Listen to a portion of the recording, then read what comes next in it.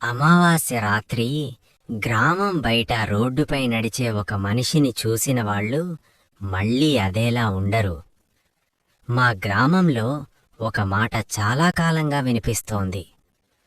అమావాస్యకి రాత్రి 12 తర్వాత ఆ రోడ్డుపై వెళ్ళొద్దు అని.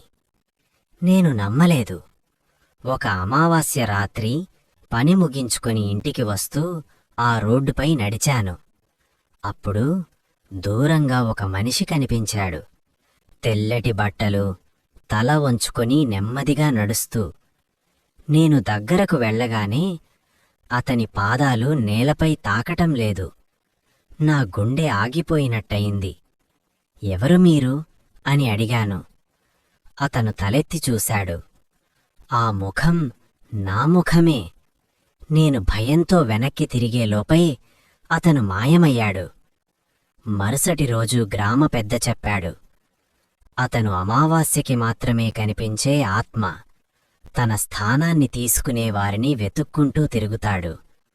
ఆ రోజు తర్వాత అమావాస్య రాత్రి అద్దంలో చూస్తే నాకు నా ముఖం కనిపించదు.